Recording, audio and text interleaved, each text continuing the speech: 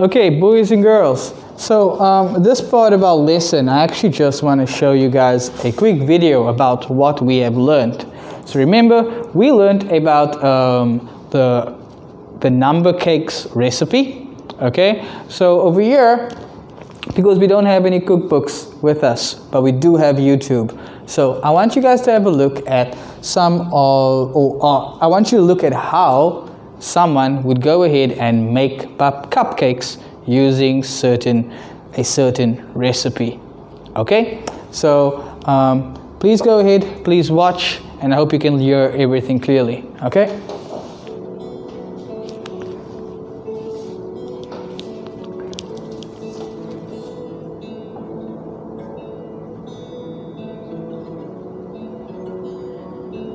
So think about the things that they're using: powder, baking soda, salt.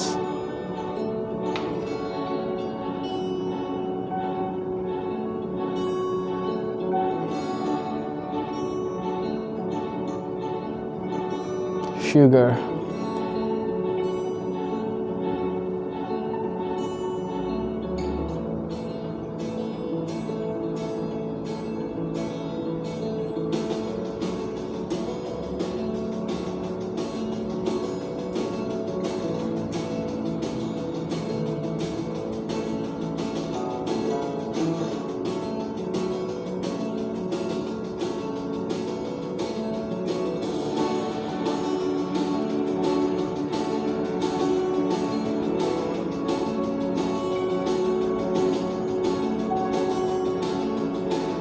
Oh, looks so tasty.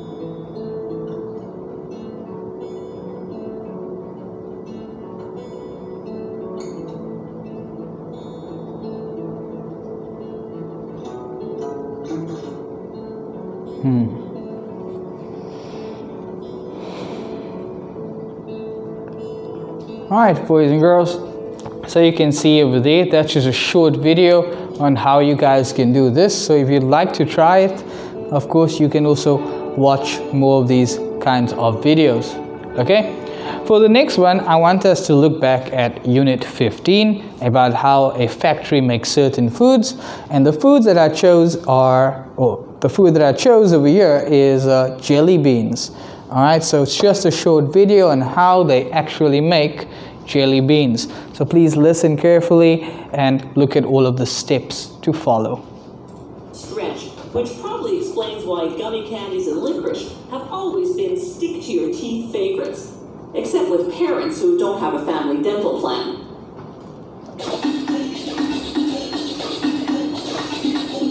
Everyone calls this red licorice, but there's actually no licorice root in it. The ingredients are wheat, sugar, and corn syrup with red food dye and both artificial and natural strawberry flavoring. They cook the mixture for 2 hours at 102 degrees Celsius. This slowly forms a thick paste.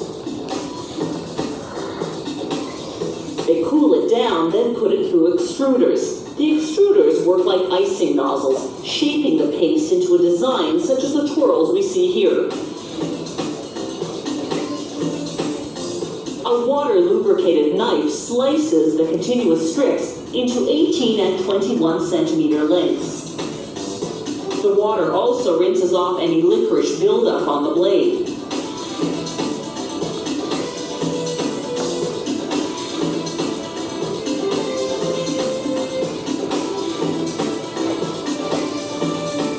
The cut licorice goes on aluminum trays.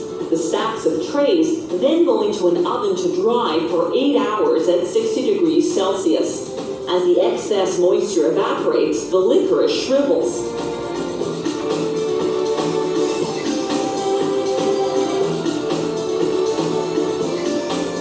Workers weigh the correct amount of licorice for each package.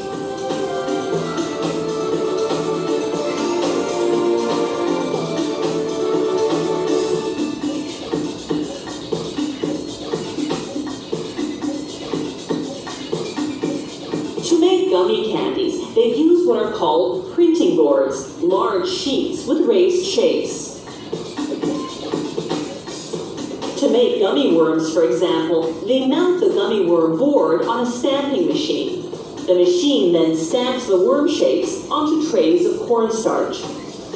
This creates a series of cornstarch molds for the gummy worms.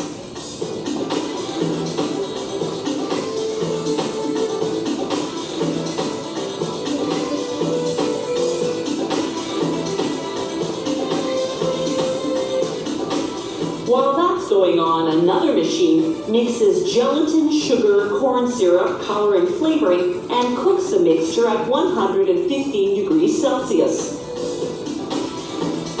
A machine called the depositor pours the mixture into the cornstarch worm molds.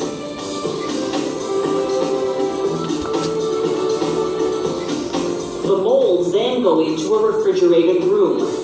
In 12 to 15 hours, the candies cool and solidify.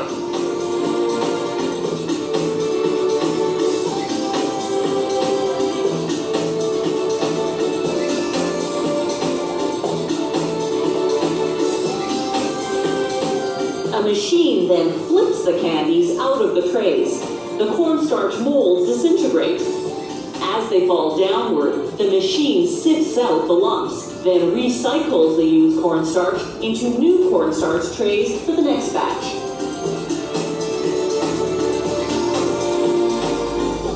The candies go through a cleaner. As they spin, air nozzles blast off the cornstarch.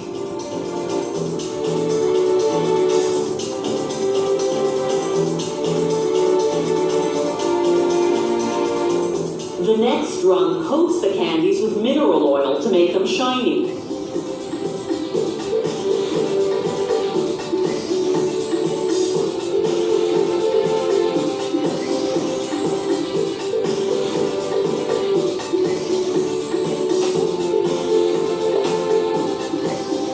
Children love gummy worms because they're gooey and slippery and wiggly. But it's not just kids who are hooked on them. Many fishermen actually use them for bait.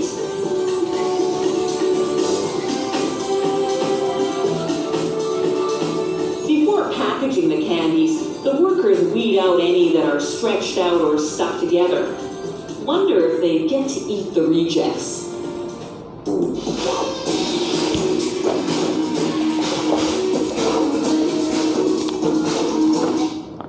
All right, kids. So in that video over there, you guys can see how a factory makes gummy bears. Okay, I hope you guys enjoyed our lesson today, and as we approach the end of our reading future books. Okay, thank you everybody, and see you next time. Goodbye.